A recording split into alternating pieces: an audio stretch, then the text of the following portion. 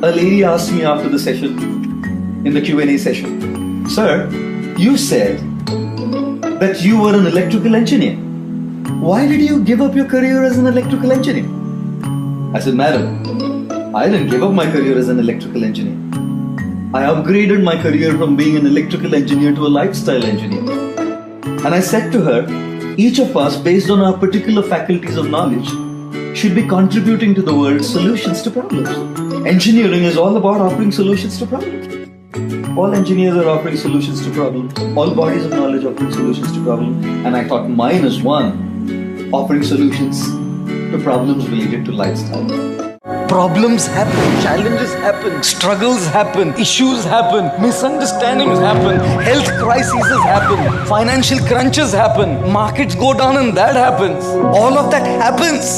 Happiness doesn't happen. You have to make it happen, because right things don't happen. You have to make the right things. Fitness is the right thing, doesn't happen. You have to make fitness happen. And if you want to lose any weight, losing weight doesn't happen. You have to make it happen. Not reacting when you're angry, shutting that bloody mouth up doesn't happen.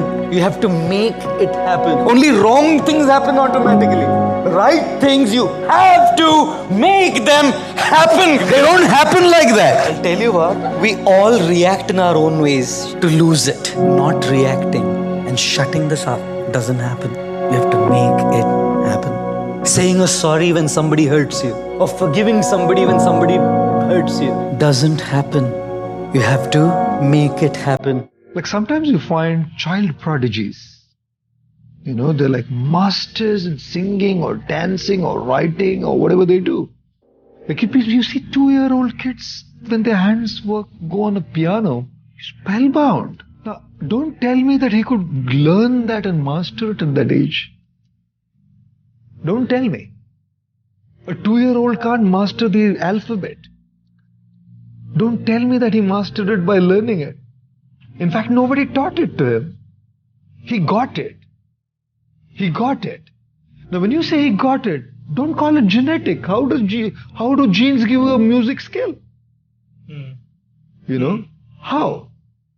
So I know kids, young little kids who are like prodigies in what they do. At 1.5, at 2.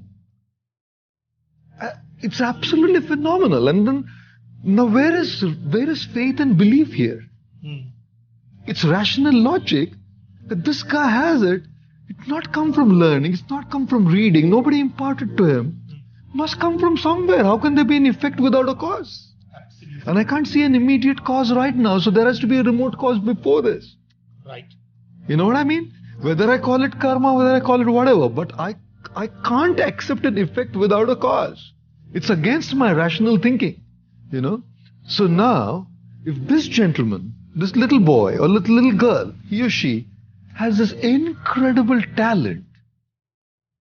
We call it, the common parlance is he or she is God-gifted. Absolutely. Absolutely. God-gifted, man. Look at the sky. Yeah. Not learned. Look at how they're doing it.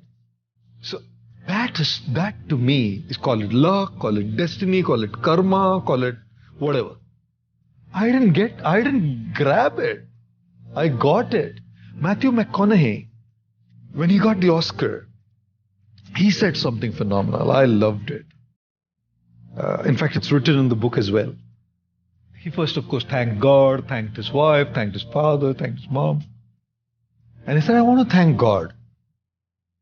I want to thank God because opportunities are not given by the human hand. I didn't seek a lot and it came to me. How do I explain it? There's a million other people who are seeking. They don't get it. That's right. And I don't seek and I get it. What am I going to explain it by? You know? Absolutely. You know what I mean? Now, what that little one does with that talent, or what this gentleman does or this lady does with the opportunity that has come, is my free will. Correct. Or my choice. Whether to drive right or to drive left or to not drive. Right. Correct? But the car, for a lot of people, was given. Correct? Yes. Now, that free will part is where I often like to quote. I say, I don't know who said it, but it's a beautiful quote. It says, when hard work beats talent, when talent doesn't work hard. Absolutely. You know? Yeah. So now the talent came to you when you were 2. But if you don't do nothing with it, It has no meaning. it has no meaning. So you didn't drive the car.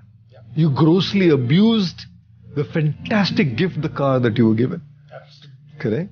And then the others may not get a car like that, but they have their own car, which they now need to identify. That's called self-discovery. Yes. To be able to identify what's the car you've been given. What's it that you've been gifted with? And everybody has been gifted with something. There are 5 levels of people.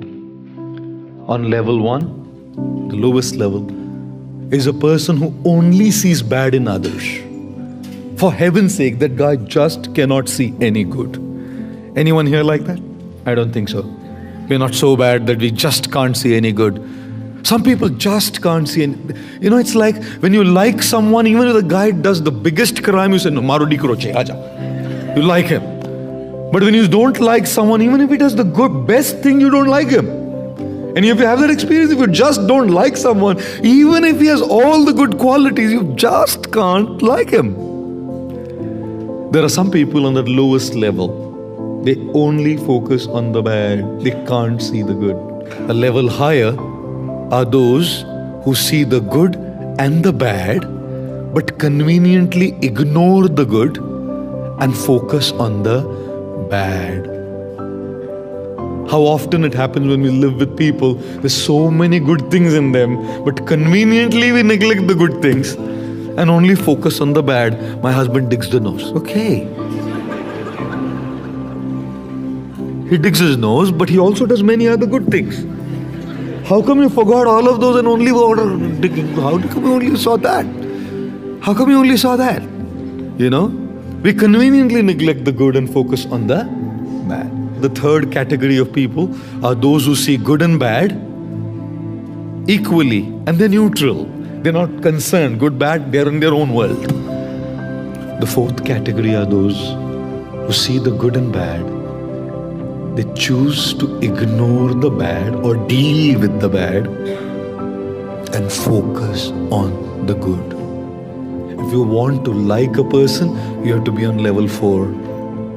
If you want to like a person, if you're on level 2, where you're ignoring the good and focusing on the bad, how will you like that person? And how will that relationship be deep? When you're on level 4, where you choose to ignore the bad, or if the need be, deal with the bad and focus on the good. And the fifth level is those who only see good. That's God and spiritually enlightened individuals who will only see good in others. Anybody here who's on level 1 only seeing bad can raise your hand? Nobody? Okay, thank you. Anybody is here on level 5 only seeing good? If you raise your hand, I don't believe you. Oh, sorry, madam, I do believe you. I'm so I didn't see you raise your hand. I was just joking. Sorry, I truly believe you, madam. I didn't see you raise your hand, please. I just happened to say you by thinking nobody is. Thank you, madam. We really appreciate. Can we give a loud round of applause for her? My God, amazing. Okay, now in your close relationships, how many of you find yourself many times stuck at level 2?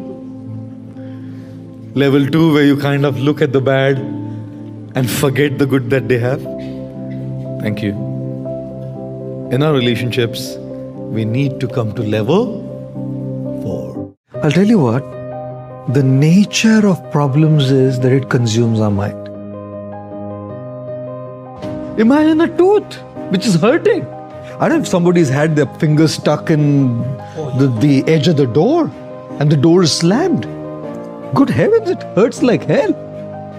And then the pain is just so all-consuming. The mind just focuses so much on the pain, right? I think it's just the nature of problems that it draws our mind towards them.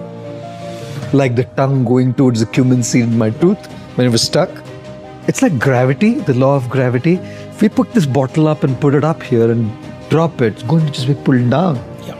dragged down by the power of gravity. I think there's a power of gravity existing within us as well. They're just natural for us to be dragged down to our issues, our problems, right? To everything that's negative. I think being pulled into negativity is so normal. It's like gravity. Put this bottle down, it falls down. You don't have to do anything. But if I were to pull water up from the ground floor to the 8th floor, I need a motor Correct. to work against gravity, and I need conscious hard work to Absolutely. bring it there. So it's so natural for the mind to feel negative and go towards the problem. But if I have to look at 31 other teeth, I have to make a conscious choice to take my tongue away. Right. If I have to pull the water down from the ground floor to the 8th floor, I have to put a pump to pull it up. It's not easy work. It's hard work, right? But hard work pays off. That's when you look at really saying, okay, this is fulfilling me now. And I definitely don't want to impose this principle of gratitude in a unrealistic way on people, because sometimes misery is so intense. Absolutely. You know, when troubles are smaller, you can still consciously look at the brighter side of life. You know? But sometimes troubles are just so intense and massive, and they seem to be like mountains. Unmoving, unshakable mountains. They just stand there for ages and decades. How in such a situation, wouldn't it be so violent to forcefully impose the principle of gratitude on a person whose life is so acutely absorbed in intense misery? Right? You know, I call that toxic positivity. It's toxic. It's not natural. So what does one do really? In such a situation, when it's just so overwhelmingly painful, you know, my take on it is, it's hard to look at the brighter side when this intense pain there. But at the same time, I also feel if we are consumed by negativity with that pain and that problem and it's occupying our mind, we lose the ability to deal with it the way we are meant to. Correct? So if we could seek help, if I'm not able to see it, we could seek help of somebody. It could be professional help or personal help, friends, whoever it could be. If we could seek help to be able to shift our attention to even the tiniest things, so that little positivity becomes the anchor to deal